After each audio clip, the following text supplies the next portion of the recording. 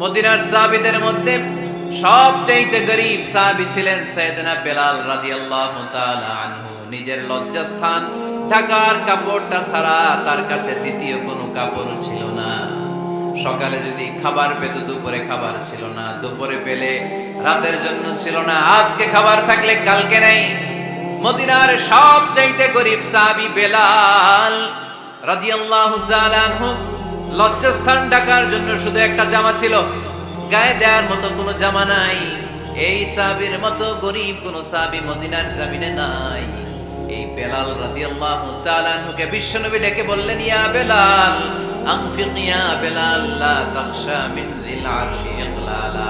ও বেলাল, আল্লাহর রাস্তায় দান করো, কারণ আমার আল্লাহর ধনভাণ্ডারের কমতি নাই। সাইয়েদনা বেলাল রাদিয়াল্লাহু তাআলা আনহু সবচেয়ে গরীব। শুনতেছেন? বুঝতেছেন? সবচেয়ে গরীব। ডাউন পার্টটা ঢাকার মতো একটা গার্মেন্ট ছিল, একটা কাপড়, এটা পেঁচায় আসতো, নামাজ পড়তো। গায়ে রাখার মতো কোনো জামা নাই, আর খাবার দাবার টাকা পয়সা বলতে নাই। ওই সাহাবী নবী সাল্লাল্লাহু আলাইহি ওয়াসাল্লাম বললেন, আনফিক বেলাল, বেলাল তুমিও দান করো, তুমিও দাও, দানের হাতকে প্রশস্ত করে দাও। আনফিক ইয়া ইবনা আদম উনফিক আলাই, এ বনি আদম দাও, দিলে আমি তোমারে দেব। যারা দান করে বেশি তাদেরকে দেয় কে? দিলেই আসবে, না দিলে আসে না। আপনি দেন, দেখবেন আসতে শুরু করছে।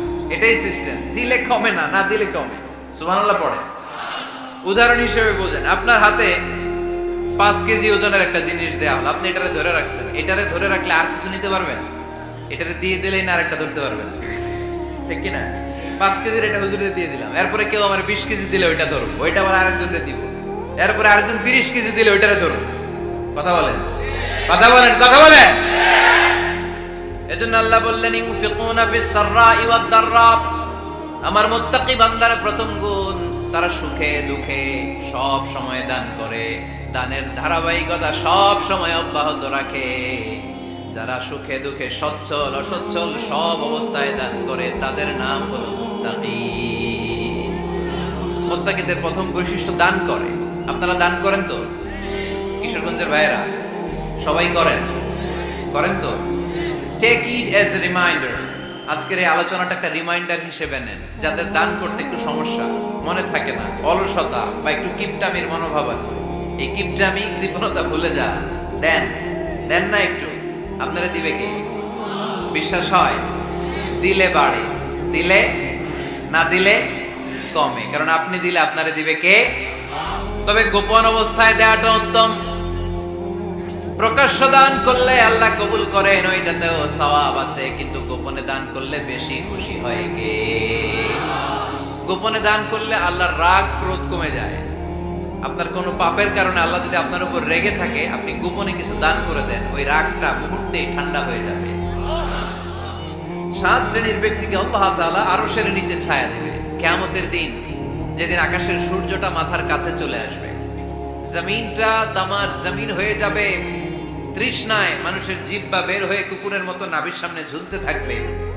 সূর্যের প্রচন্ড কিরণ আর তাপে মাথার মগজগুলো গলে গলে নাকের ছিদ্র আর কানের ছিদ্র দিয়ে ভাতের মাড়ের মতো টপ টপ করে বেয়ে বেয়ে পড়বে। আল্লাহর আরশের ছায়া ছাড়া সেদিন আর কোনো ছায়া থাকবে না। বিষ্ণু বললেন, 7 শ্রেণীর ব্যক্তিকে আল্লাহ তাআলা সেদিন আরশের নিচে ছায়া দিবে। তার মধ্যে থেকে 1 শ্রেণীর ব্যক্তি, কিশোরগঞ্জের ভাইয়েরা খেয়াল করে শুনেন, তার মধ্যে 1 শ্রেণীর ব্যক্তি হচ্ছে রাজুলুন তাসাদ্দাকা বিসাদাকা ফাআখফাহা। 1 শ্রেণীর ব্যক্তি হচ্ছে ওই ব্যক্তি যে গোপনে আল্লাহর জন্য দান করে। হাত্তা লা তা'লামু শিমালুহু মা তুনফিকু ইয়ামিনু। এমন গোপনে এসে আল্লাহর রাস্তায় দান করে দেয়, তার ডান হাত কি দান করেছে বাম হাত টের পায় না। ডান হাত কি দিল, বাম হাত দেখে নাই। অন্য মানুষ জানা তো দূরের কথা, এই গোপন দান আমার আল্লাহর কাছে খুব প্রিয়। এজন্য একটু দান করার অভ্যেস করেন, অল্প করে করেন। আজকে যে এই 5 টাকা দান করে দেন মসজিদে, 2 টাকার নোট থাকলে দান করে দেন, 1 টাকার পয়সা থাকলে দান করে দেন। দান করতেই হবে, কারণ মুত্তাকি হতে চাইলে এই দানের ধারাবাহিকতা কন্টিনিউয়াসলি এটা রাখতে হয়, এটা থামানো যায় না। সময় ভালো বেশি দিলাম, সময় খারাপ কম দিলাম, কিন্তু দিতে হবে। রাজি আছেন? আল্লাকা সিররুন ইনদাল্লাহ বাইনাকা আনতা ওয়া বাইনাল্লাহ আল্লাকা সাদাকাতুন তাখফা লা ইয়ালামুহা ইল্লাল্লাহ আল্লাকা সিররুন ইনদাল্লাহ বাইনাকা আনতা ওয়া বাইনাল্লাহ আল্লাকা সাদাকাতুন তাখফা লা ইয়ালামুহা ইল্লাল্লাহ। আল্লাকা সিররুন ইনদাল্লাহ, তোমার আর তোমার আল্লাহর মাঝে কোনো গোপন আমল আছে নাকি যেটা আল্লাহ ছাড়া কেউ জানে না? জীবনে আমাদের প্রত্যেকেরই এমন কিছু গোপন আমল, ইবাদত আর দান সদকা করা দরকার যেটা দুনিয়ার কেউ জানে না, জানে আমার রব আর জানি আমি। এরকম দান থাকার দরকার আছে না নাই? তোমার জীবনে এমন কোন গোপন সাদাকা আছে নাকি যেটা আল্লাহ ছাড়া কেউ দেখেনি? এই গোপন সাদাকাটা আল্লাহ খুব পছন্দ করে। এখানে মাদ্রাসা, আজকে আমার ভাই অমুক ভাই দিবেন 2 লক্ষ টাকা, বলেন মারহাবা। এটা উনি আল্লাহর জন্য দিতে পারে, মারহাবার জন্য দিতে পারে, ঠিক কিনা? কিন্তু রাতের আধারে রাস্তার পাশ দিয়ে হেঁটে যাচ্ছেন, মসজিদের দান বাক্সটা লেখা, উপরে সাইনবোর্ডে লেখা মুক্ত হস্তে আল্লাহর ঘরের জন্য দান করুন। কেউ নাই, কাক পক্ষী নাই, রাত বাজে 2টা, হঠাৎ করে পকেট থেকে 1000 টাকার বা 100 টাকার কচকচে নোটটা আপনি দান করে দিলেন। ওই দানটা 1 কোটি টাকার দানের চেয়েও বড় দান। কারণ দুনিয়ার কেউ তখন দেখে নাই, দেখেছে কে? কেউ যেটা দেখে না সেটা দেখে কে? কেউ যেটা জানে না সেটা জানে কে? সবার চোখ ফাঁকি দেয়া গেলেও আমার আল্লাহর চোখ ফাঁকি দেয়া যায়? এজন্য দান করতে হবে একজনের খুশির জন্য, তিনি কে? এজন্য রাব্বুল আলামিন বলেন, মাসালুল লাযীনা ইউনফিকুনা আমওয়ালাহুম ফি সাবিলিল্লাহি কামাসালি হাব্বা أنبتت 7 سنابل في كل سنبلة 100 حبة والله يضاعف لمن يشاء والله واسع عليم। সুবহানাল্লাহ পড়েন। আল্লাহ বললেন, এই যে তোমরা আমার রাস্তায় দান করো, এটার উপমা একটা চারা বীজের মতো। এই চারা বীজ জমিনে গেড়ে দিলে সেখান থেকে 60টা শীষ গজায়, প্রতিটা শীষ থেকে 100টা করে দানা হয়, প্রতিটা শীষে জন্ম নেয় শত শস্য দানা। সুবহানাল্লাহ। চারা বীজ ছিলেন না, মাটিতে ঢুকাই দিলেন, 60টা শীষ গজালো, প্রতিটা শীষে আবার 100টা করে দানা, মোট কটা হইলো? 700টা। এক চারা বীজ থেকে যেমনি 700 দানা গজায়, তেমনি 1 টাকা দান করলে এরকম 700 গুণ সওয়াব আপনার আমলনামায় ঢুকাই দিবে কে? যারা দুনিয়ার বুকে প্রকাশ্যে গোপনে দান করত, সচ্ছল আর অসচ্ছল অবস্থায় দান করত, কিয়ামতের দিন যখন তাদেরকে তাদের আমলনামা দেয়া হবে, আমলনামা দেখে বলবে, আল্লাহ এত সওয়াব দুনিয়ার বুকে আমি করি নাই, অন্য কারো আমলনামা তোমার ফেরেশতারা ভুল করে আমারে দিয়েছে। আল্লাহ এত আমলনামা তো আমি করি নাই, এত নেক কাজ কোত্থেকে আসলো? এটা আমার না, তোমার ফেরেশতারা ভুল করে আরেকজনেরটা গছাই দিছে আমার। আল্লাহ বলবে, না, আমার ফেরেশতারা ভুল করে না। সুবহানাল্লাহ পড়ে। ফেরেশতারা কখনো ভুল করতে পারে? এটা তোমারই আমলনামা, আমার আমলনামা, আমি তো এত সওয়াব করি নাই। আল্লাহ বললেন, তুমি যে ওই আমার খুশির জন্য দান করেছো, ওই ছোট্ট দানটাকে আমি বড় করে তোমার আমলনামায় ঢুকাই দিছি। আরো আস্তে কোন সুবহানাল্লাহ। হাদিসে এসেছে, কামা ইউরাব্বি আহাদুকুম ফুলুয়া, তোমরা যেমনি ছাগল পালো, বাছুর পালো, আল্লাহ তাআলা তোমাদের দানটাকে এরকম পেলে পুষে বড় করে। আপনারা কিশোরগঞ্জে গরু পালন কারা দেখি? মাশাআল্লাহ, সবার বাড়িতে গরু। হ্যাঁ, বাড়ি বাড়ি আপনার বাড়িতেও আছে। তো এই যে গাভী যখন বাচ্চা দেয়, বাছুর হয়, খুশি লাগে না আপনাদের? মালিক কি করে? এটারে খাওয়ায়, খাইয়ে দাইয়ে পেলে পুষে বড় করে না? কুরবানির হাটে বিক্রির জন্য। আল্লাহ বললে, তুমি যে ওই ছোট্ট দান করেছো, তোমার এই ছোট্ট দানটা আমি ওইটারে খাইয়ে দাইয়ে পেলে পুষে বড় করে উহুদ পাহাড়ের সমান করে তোমার আমলনামায় ঢুকিয়ে দিয়েছি। এজন্য আল্লাহ বললেন, আল্লাযীনা ইউনফিকুনা ফিস সাররাই ওয়াদ দাররা, মুত্তাকিদের প্রথম গুণ সচ্ছল আর অসচ্ছল উভয় অবস্থায় আল্লাহর জন্য তারা দান করে। সুবহানাল্লাহ। তাহলে মুত্তাকিদের প্রথম গুণ, তারা কি করে? জোরে বলেন, সবাই বলেন, আবার বলেন। আপনাদের কষ্ট হচ্ছে? দোয়া করে ফেলি আমরা তো। গলার আওয়াজ এত অল্প কেন? আওয়াজ করে উত্তর দেয়া যাবে? চিল্লায় পড়েন আল্লাহু আকবার। এভাবে উত্তর দিবেন, এভাবে আওয়াজ করে উত্তর দিলে আমি বুঝবো আমার কথা শুনতেছেন, বুঝতেছেন। তা না হলে আমি বুঝবো, বুঝতেছেন না, আমি এত কষ্ট করে বলি এরা বুঝে না। তো মুত্তাকিদের প্রথম গুণ, তারা কি করে? আরো জোরে বলেন, কি করে? মুত্তাকিদের 2 নাম্বার গুণ আল্লাহ বললেন ওয়াল কাযিমিনাল গায়জ। মুত্তাকিরা শুধু সুখে দুঃখে সচ্ছল অসচ্ছল অবস্থায় তারা দান করে না। মুত্তাকি বান্দার 2 নাম্বার বৈশিষ্ট্য, তারা রাগকে হজম করে, ক্রোধকে নিয়ন্ত্রণ করে। সুবহানাল্লাহ। মুত্তাকিনরা অল্পতে চটে যায় না, হট টেম্পার্ড না। আমাদের অনেকে আছে হট টেম্পার্ড, কিছু বুঝলেও চেতে, না বুঝলেও চেতে। এরকম চেত আছে নাকি আপনাদের? রাগ রে আপনারা কি বলেন আঞ্চলিক ভাষায়? রাগী বলেন। তো এই যে রাগী মানুষ আছে না, গুসা উঠছে, এই যে গুসা যে উঠে, এটা খুবই স্বাভাবিক। গুসাটা ওঠা সবার ওঠে, এটা কি বলেন? ওঠে না? ওঠে না? আপনাদের মধ্যে থেকে গুসা বেশি ওঠে কার দেখি? আছে তো, রোগী আছে তো অনেক। আল্লাহ আপনাদের গুসাগুলোরে ঠান্ডা করে দেয়, আর ভালো গুসাগুলো যেন আপনারা ইসলামের পক্ষে করতে পারেন। আল্লাহ তৌফিক দান করো। রাগ হবে ইসলামের জন্য। আল্লাহর জমিনে আল্লাহর বিধান লঙ্ঘন হলে আমরা রেগে যাব। চিল্লায় বলেন ঠিক কিনা? এছাড়া কেউ আমাদেরকে রাগাতে পারবে না। ওয়াল কাযিমিনাল গায়জ। মুত্তাকিন বান্দারা রাগকে হজম করে। রাগ হওয়াটা খুব স্বাভাবিক, এটা ন্যাচারাল। এটা কি? প্রাকৃতিক। আমাদের দেহে এক ধরনের হরমোন আছে, এটার নাম হচ্ছে অ্যাড্রেনালিন বলে এটাকে, অ্যাড্রেনালিন হরমোন। তো এই হরমোনটা যখন নিঃসরিত হয় তখন আমরা রেগে উঠি, এর আগে আমরা রাগি না। This adrenaline hormone triggers up your bodies fight response. এটা নিঃসরিত হলেই বডি তখন ফাইট করতে মন চায়, মনে চায় খায়া ফেলাই, মাইরা ফেলাই, দইরা ফেলাই, অক করে হোতা এলাই। আপনারা বলেন না এগুলো? মাইরা অ্যালবাম, কাইটটা অ্যালবাম, অক করে হোতা অ্যালবাম বলেন আপনারা? এগুলো কখন বলেন? যখন রেগে যান। যখন রেগে যান। কিন্তু মুত্তাকি হতে চাইলে যখন তখন রেগে যাওয়া যাবে। ওয়াল কাযিমিনাল গায়জ। যুবক ভাইরা খেয়াল করে শোনো, মুত্তাকি হতে চাইলে 2 নাম্বার যে বৈশিষ্ট্যটা আমাদেরকে ধারণ করতে হবে সেটা হচ্ছে ওয়াল কাযিমিনাল গায়জ। রাগকে নিয়ন্ত্রণ করতে জানতে হবে। রাগ এটা ভয়ঙ্কর।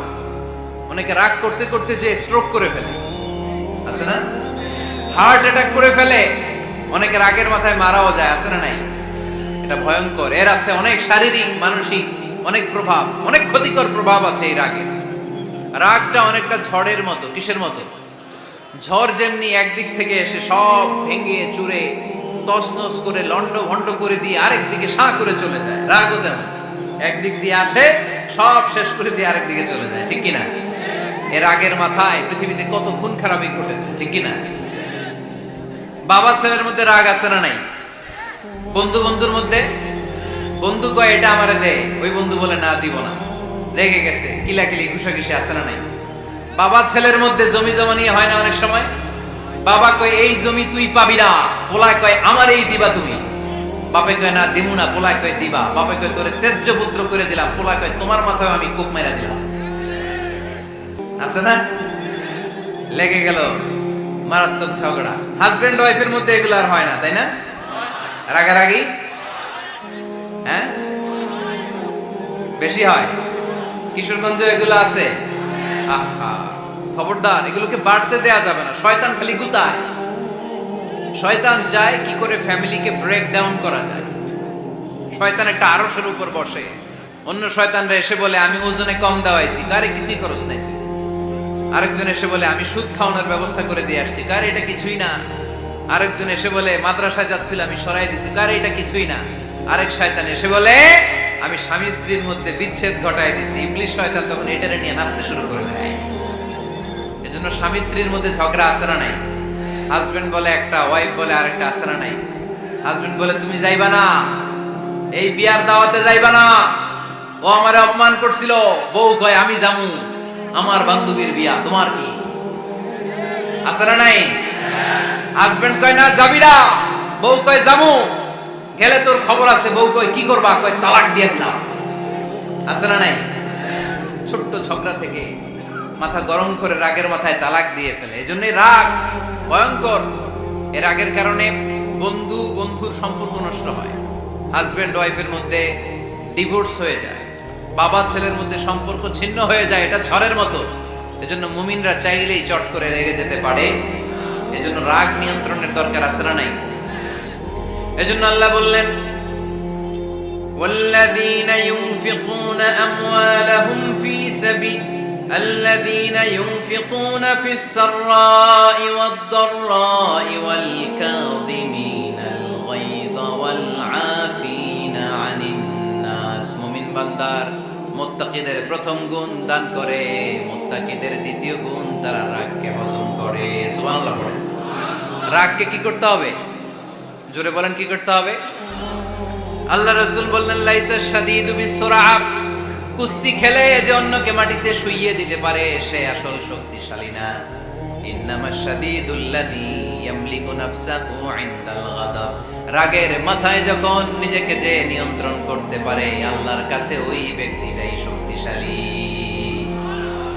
কুস্তি খেলে আরেকজনের শোয়াই দিলেন, এ শক্তিশালী না, বরং শক্তিশালী তো সে যে রাগের সময় নিজের উপর নিয়ন্ত্রণ রাখে। He can control himself in the time of anger. যখন সে রেগে যায় তখন সে নিজেকে নিয়ন্ত্রণ করতে পারে, সেই শক্তিশালী। কুস্তি খেলে আপনি হোতায় দিলেন আরেকজন, আপনি শক্তিশালী না। এজন্য রাগকে নিয়ন্ত্রণ করতে রাজি আছেন তো? এক সাহাবী এসে বললেন, ইয়া রাসূলুল্লাহ আউসিনি, ইয়া রাসূলুল্লাহ, ও নবী আমারে নসিহত করেন, আমারে কিছু উপদেশ দেন। বিষ্ণুই বললেন, লা তাগদাব, তুমি রেগে যেও না। সাহাবী বললেন, আরেকটা উপদেশ দেন। বিশ্বনবী বললেন, লা তাগদাব, রেগে যেও না। সাহাবী বললেন, ও নবী আরেকটা উপদেশ দেন। বিশ্বনবী তৃতীয়বারের জন্য বললেন, ও সাহাবী তুমি রেগে যেও না, লা তাগদাব, রেগে যেও না। কারণ রেগে গেলেন তো হেরে গেলেন, রেগে গেলেন হেরে গেলেন। অনেকে আপনারা রাগাতে চাইবে নানা ভাবে, কিন্তু আপনি রাখবেন না। আপনার সাথে ঝগড়া করতে চাইবে, পায়ে পাড়া দিয়ে ঝগড়া করতে চায়, এরকম আছে না নাই? আপনারা রাগাতে চায়, ফুসলাতে চায়, কিন্তু মুমিনরা, মুত্তাকিনরা তারা যেন তেন কোনো কারণে রেগে যায় না, তারা তাদের রাগকে হজম করে। আলহামদুলিল্লাহ পড়ে। আল্লাহ রাসূল সাল্লাল্লাহু আলাইহি ওয়াসাল্লাম কখনো রাখতেন না, কখনো না। ওনার উপর অনেক অত্যাচার হয়েছে, উনি রাগেন নাই, উনি ক্ষমা করে দিয়েছেন। কি করেছেন? আল্লাহ রাসূল সাল্লাল্লাহু আলাইহি ওয়াসাল্লাম যখন মক্কায় নামাজ পড়তেন, আল্লাহ রাসূল সাল্লাল্লাহু আলাইহি ওয়াসাল্লাম যখন রুকুতে যেতেন, সিজদায় যেতেন, পিঠের উপরে পচা উটের নাড়ি ভুঁড়ি চাপিয়ে দেয়া হতো। আল্লাহ রাসূল কখনো রেগেছেন? কথা বলেন। তায়েফের ময়দানে দাওয়াত দিতে গেলেন, পাথর মারা হলো, তিনি রেগেছেন? বাড়ি থেকে বের করে দেয়া হলো, বাধ্য হয়ে মক্কা থেকে মদিনায় হিজরতে গেলেন। মক্কার দিকে তাকিয়ে তাকিয়ে চোখের পানি ছাড়লেন আর বললেন, মক্কা তু আহাব্বুল বিলাদ ইলাইয়া, আমার কাছে সবচেয়ে প্রিয় শহর মক্কা শহর। লাউলা উখরিজতু আমা খারাজতু, আমার যদি বের করে দেয়া না হতো মক্কা থেকে জীবনে কোনোদিন আমি বের হতাম না। তারপরেও বিশ্বনবী রাগেন নাই। ব্ল্যাক ম্যাজিক করে 6 মাস বিশ্বনবীকে অসুস্থ করে রাখা